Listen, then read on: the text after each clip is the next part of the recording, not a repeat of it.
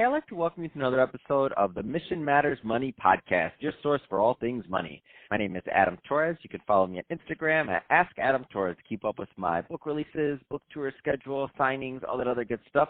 Always love to connect with you there.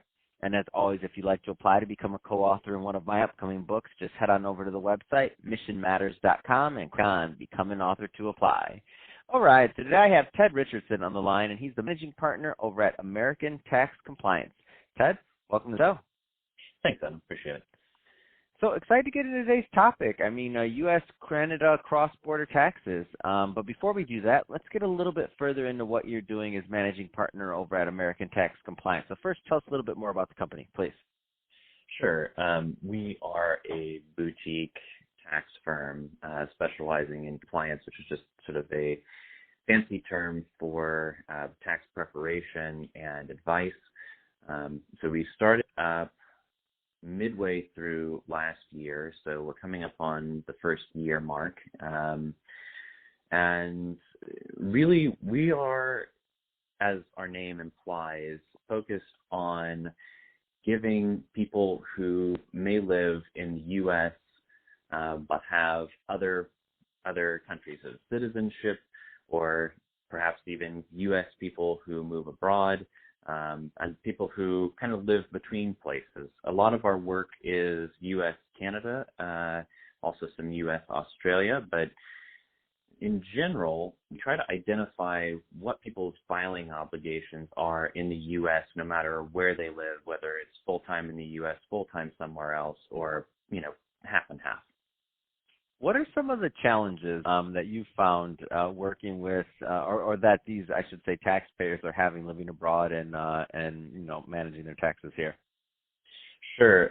I think the biggest issue is probably identifying filing obligations. I mean, it's also contingent on our clients understanding their situation. They may have had a tax advisor who they've been with for many years, who has been kind of informing them what it is that they need to be doing. And, it's no fault of the other firms out there. The level of expertise on specifically articulating filing requirements in the U.S. From other foreign jurisdictions, it just varies. People are very good at this area, and some, probably overestimate their own level of knowledge. And so, coming from a background of having gone through public accounting and some other boutique firms, I've seen a lot of processes, seen how people approach this stuff. And, we focus a lot on training and getting that initial familiarity so that we ask the right questions, we identify what the filing obligations are, and we're transparent about this process. And so that being said, what kind of clients do you typically work with? So is it individual filers, families? Is it businesses? Just to give a feel, because there's a lot of business owners, entrepreneurs, executives listening, and we do have a worldwide audience. So just want to give them a feel for who's the right type of person to follow up to work with you. Absolutely.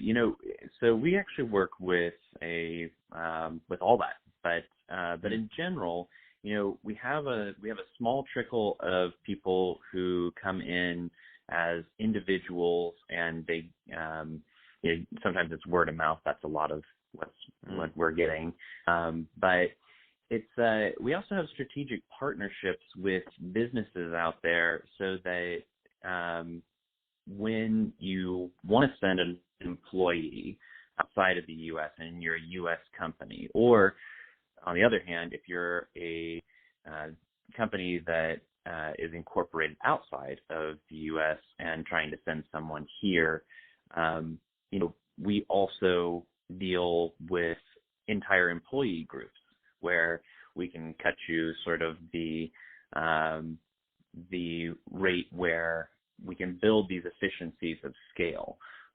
So if you're a business and you want all of your employees to make sure that they're fulfilling their obligations on the U.S. tax side, we have negotiated rates so that we're able to understand, what the situation is for most of the employees and have individual conversations, but essentially we're able to manufacture a consistent result. On the other hand, we also work with financial planning companies. We're centered in Phoenix, and we work with financial planning companies where they want to focus more on the financial planning or the asset management side of things, and they send us the compliance work so that you have a specialist and they don't have to divide their focus. Any trends you're noticing from your vantage point in tax? I think that we've seen some changes, obviously, with reform. There are a lot of changes to business rules, in particular. The informational filing obligation for U.S. persons who own foreign companies is called Form 5471. And we did see some changes to that form, particularly for CFCs, which is a controlled foreign corporation where you have a U.S. person who owns 51% or more of the shares. And they have added a lot more questions in the past couple of years.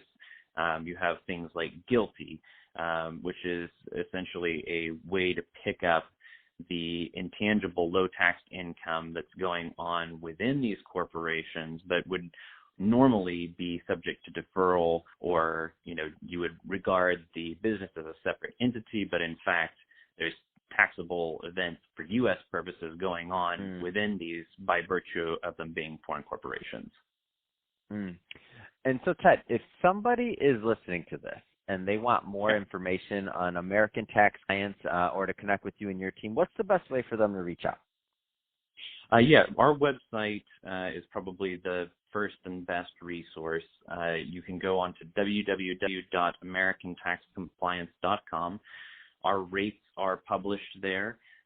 We work off of a system where we charge by the form, and we do have some clients who want to engage us for advisory work, and we just come up with a rate that fits sort of the complexity of the situation. But in general, if you're trying to get forms filed, all the rates for those forms are on our website, as well as how to contact us, a couple of blog articles to get yourself some context, and all that good stuff. Awesome. Well, hey, Ted, been great having you on the show today, and definitely like getting into the topic. And to the audience, as always, thank you for tuning in. Hope you got a lot of value out of this. Hope you had fun listening. If you did, don't forget, subscribe to the podcast. Leave us a review. If you're watching this on our YouTube channel, Mission Matters Money, then definitely give us a subscribe there. And don't forget to leave us some comments on the video section. Love to hear your thoughts and what's going on in your world. And Ted, thanks again for coming on the show.